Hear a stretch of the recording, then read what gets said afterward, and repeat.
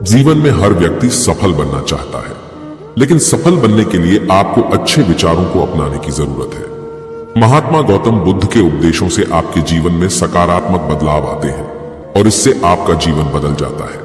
यही कारण है कि महात्मा बुद्ध के विचारों को सुखी जीवन का सूत्र कहा जाता है। ये कहानी सुनने के बाद से जीवन में कभी हार नहीं मानोगे तुम। कहानी शुरू करने से पहले चैनल को सब्सक्राइब करें और बेल आइकन जरूर दबाएं।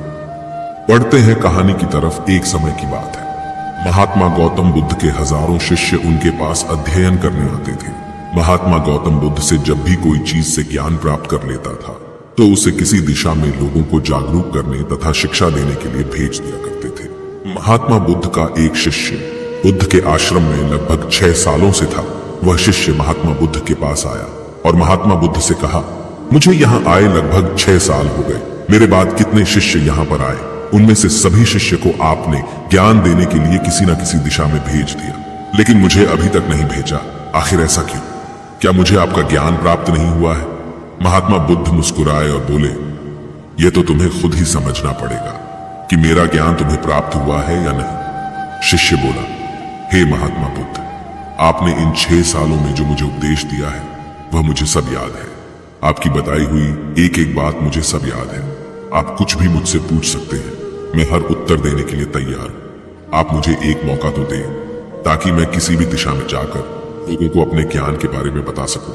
इस पर महात्मा बुद्ध ने बोला कि ज्ञान की बात को याद रखने से कोई फायदा नहीं जब तक तुम उस आदत को खुद नहीं अपनाओ। शिष्य ने कहा, जो भी हो कृपया मुझे एक मौका जरूर दें। आप मुझ पर भरोसा रखें, मैं सभी को अपने ज्ञान से प्रभावित कर सकता हूं। मैं लोगों को ऐसी बातें बता सकता हूं जिससे लोगों के जीवन में शांति आ जाएगी और वह अपना शांतिपूर्ण जीवन जी पाएंगे।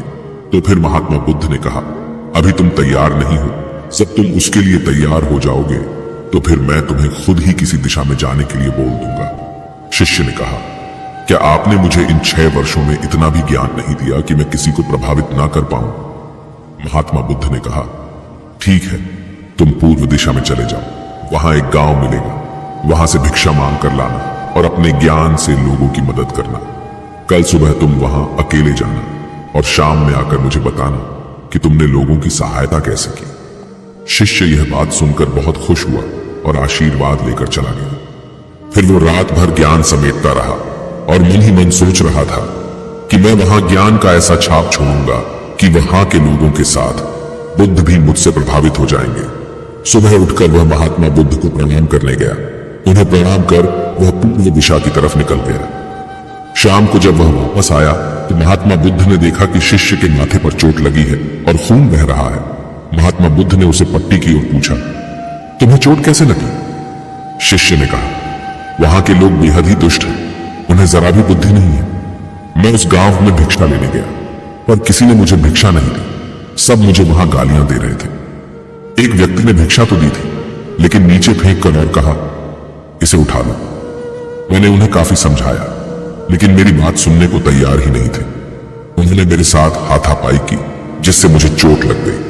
महात्मा बुद्ध, आप मुझे दूसरी जगह भेजिए जहां के लोगों में ज्ञान हो, वो इस तरह ना हो। शिष्य की बात सुनकर मुस्कुराए और बोले, अगर दूसरे गांव में भी ऐसे ही गांव के लोग होंगे तब तुम क्या करोगे?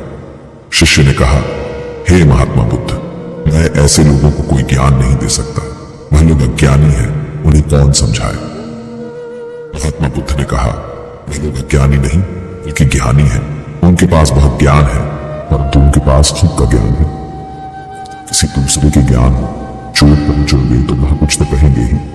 तुम्हें ऐसे लोग हर जगह मिलेंगे, ज्ञान उन्हें कैसे होगे?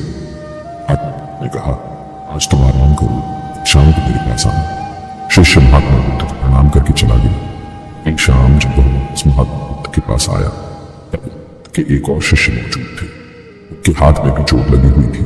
महात्मा बुद्ध ने शिष्य के हाथ में चोट देख उसमें पट्टी की, उससे पूछा, चोट कैसे लगी? शिष्य ने कहा, आपने पूर्व किए हुए काम में मुझे जाने के लिए कहा था, फिर मुझे चोट लगी और मैंने उसे सफल होने का आशीर्वाद दिया। तब उस व्यक्ति ने मुझसे कहा, आप बड़े अजीब लगते हो, मैं आपका अपमान कर रहा हूं और आप मुझे आशीर्वाद दे रहे हैं। तो मैंने उनसे कहा कि आप दानी, आपने मुझे दान दिया है इसलिए मैं आपको आशीर्वाद दे रहा हूं। फिर मैं वहां से आगे गया तो कुछ लोगों ने मुझे वहां से वापस जाने के लिए कहा। उन्होंने मुझे कुछ अपशब्द और मुझ पर पत्थर भी फेंके, जिससे मुझे चोट लग गई। और जब मैं वापस आ रहा था तब रास्ते में मैंने एक माँ को रोते हुए देखा। वो अपने बीमार बच्चे को लेकर चिंतित थी। मैं तुरंत जंगल से जाकर उसके लिए जड़ी बूटी लाया, लेकिन वहां के कुछ लोग जड़ी बूटी देने नहीं दे रहे थे। फिर मैंने उनसे विनती की वो मुझे उस बच्चे का इलाज करने दें। उसके बाद वो जैसा कहेंगे मैं ठीक वैसा ही करूंगा। फिर जिस व्यक्ति ने मुझे भिक्षा दी थी उसने गांव वालों को समझाया। तब उन्होंने मुझे उस बच्चे को जड़ी बूटी लगाने दी। उसके कुछ देर बाद वो बच्चा ठीक हो गया। फिर गांव के जिन लोगों ने मुझसे अभद्र व्यवहार किया था उन्होंने मुझसे माफी मांगी और धन्यवाद कहा। फिर मैं वहां से वापस आ गया। हे महात्मा, मेरी आपसे एक विनती है। उस गांव के लोग बहुत भोले भाले हैं। क्या मैं रोज उसी गांव में जाकर भिक्षा मांग सकता हूं? ये सभी बातें पहला शिष्य खड़ा होकर बड़े ध्यान से सुन रहा था। उसने ये सुनते ही महात्मा बुद्ध के चरणों में गिरकर कहा, हे महात्मा, मैं समझ गया हूं कि अभी मैं उस लायक नहीं हुआ हूं कि मैं दूसरों को ज्ञान दे सकूं। महात्मा बुद्ध ने कहा, हमें बाहर वैसे ही लोग दिखाई देते हैं जैसे हम अंदर से होते हैं। जब तक स्वयं को नहीं बदल सकते तब तक किसी को नहीं बदल सकते हैं। खुद में बदलाव लाना ही जरूरी है। अपने आप में बदलाव लाकर ही इस दुनिया को आप जीत सकते हैं।